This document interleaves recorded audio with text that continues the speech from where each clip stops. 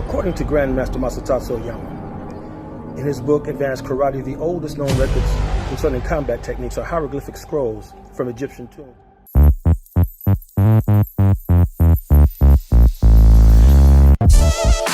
Freedom fighter, it's time to wake up. Freedom fighter, united we are strong. Freedom fighter, oh come on now, you know this part right here, come on with me. Getting started for the NFAC after illegally downtown.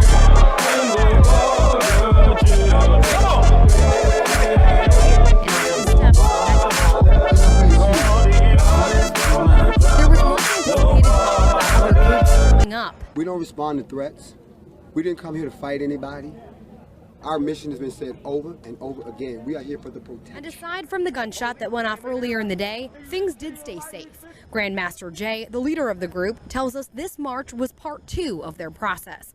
Part 1 was talking to Attorney General Daniel Cameron about justice for Breonna Taylor. Or if you tell me something that's not going to satisfy what these people want, I'm going to bring my people in just to emphasize that we really want the truth. And that's what today was. It's not just the people of Louisville that you owe an explanation to. You owe an explanation to black people, period. In my military records that I went and had pulled because someone said something, and I'm gonna pull it out right there. There we go. Got that 214 in the house. Y'all know what a 214 is if you ex-military. And, you know, I just like to read this last line right here. It says, overseas ribbon, expert marksman. Let me help y'all out real quick. Let me get up in there so y'all won't think I'm making that up. You gotta show it to me. See what that says? That says expert marksman. Okay, you can freeze frame it and read it. All right? So the NFAC is not going anywhere. It's gonna get bigger.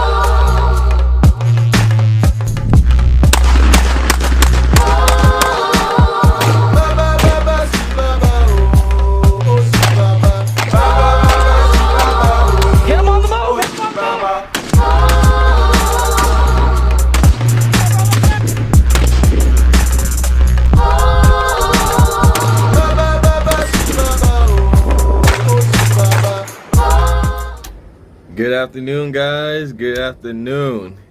Locks and Load Firearm Views here today. Well, I think we got a pretty well expected video with this one. So, guys, this is the video of my viewpoints of what I saw from the NFAC formation in Louisville, Kentucky. Quite a bit of stuff happened at the formation. It was a very active day, especially if you were part of the security team like me. Shout out Ozone.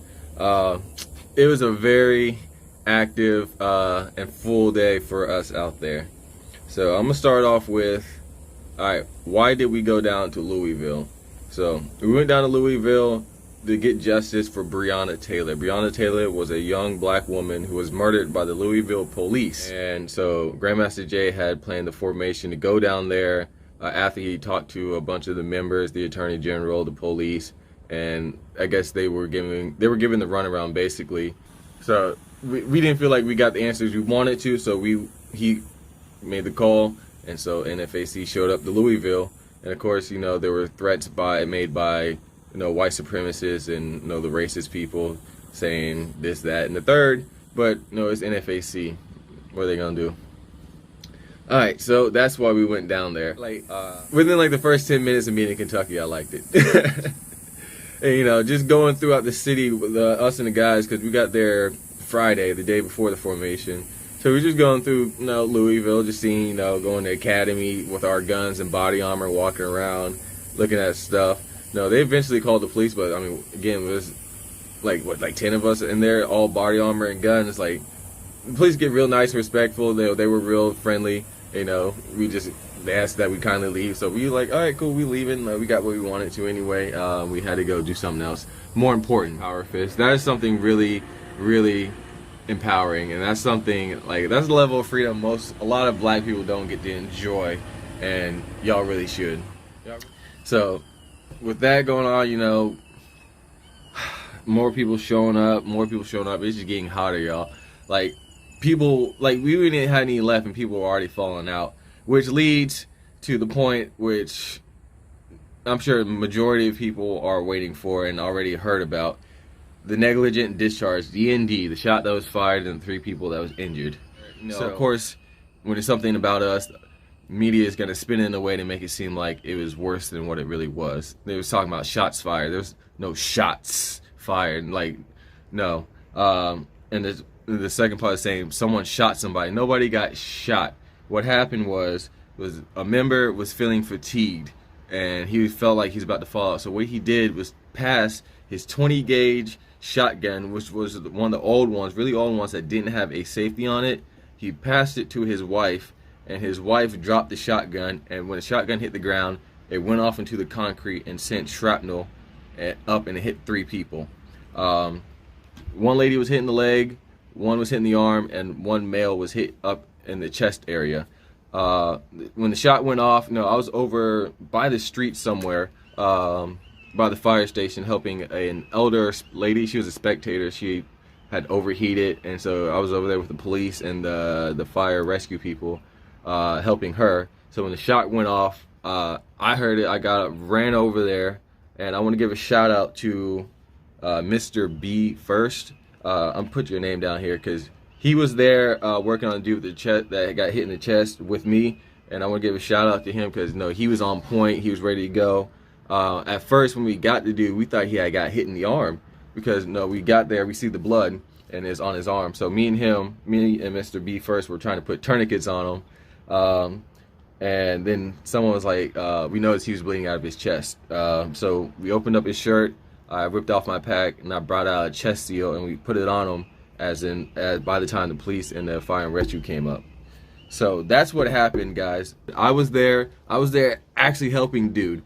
So any of these people, especially if they're not NFAC, don't listen to it. The media says whatever bullshit they can say to sell a story. And what will sell a story is a black militia firing off shots, doing something violent to make it seem like we fit into the mold that they want to paint us in. That's not what happened. What happened was someone dropped a firearm. It was a really old firearm, something that should not have been brought to the formation, but we were doing a safety inspection, and that's when it happened. Before we can take that firearm away and say, hey, you can't have this. She dropped it, it went off, and people were hit. And I want to give a huge shout out to not only Mr. B first, but all the other NFAC members who responded medically to the situation, because they're quick to talk about people were shot, but they won't tell you how we responded. You did not see NFAC members dropping their guns, running, sprinting. You didn't see the crowd sprinting and screaming and panicking. No, the shot went off.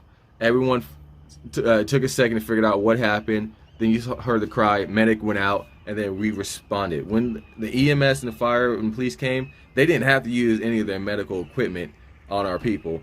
All the medical equipment we used, all the tourniquets, the chest seals, the wraps, the bandages, that was all from the NFAC members who were ready to go and prepared. So I want to give a shout out to you guys.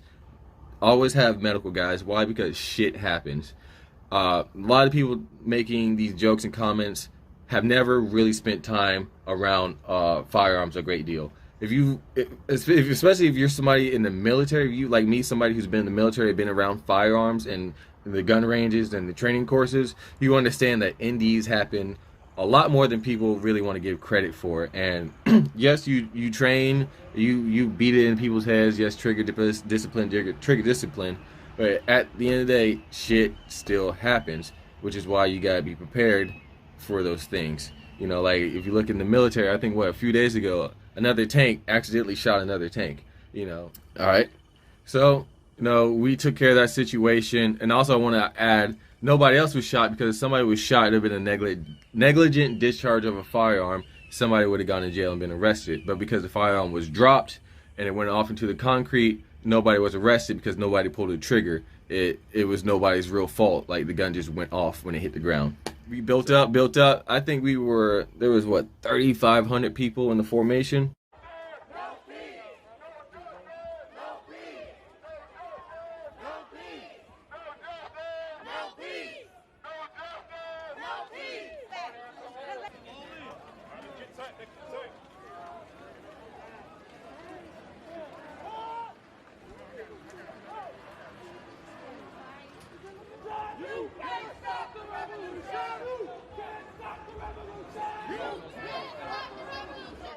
Like, you see the video, this shit went down the street. See, I didn't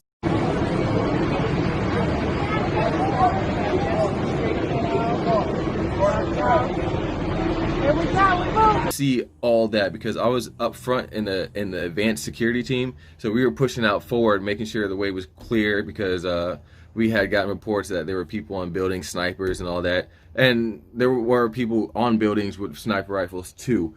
Whether they were, militia, 3%ers, or the police, I'm not sure. I just know there was people on roofs with sniper rifles and body armor and guns. And we had to be vigilant of that. And if you are still, in effect, moving along with the movement of unifying our people so we can move toward getting reparations, restitution, and everything else that's owed to us, then you continue to rock and roll with your boy. For all of y'all that I'm still in love with, that's still in love with me, still in love with this movement, still in love with Nfac, it is a global phenomenon right now because everybody is ready to move forward and not just sing and hold hands and so forth.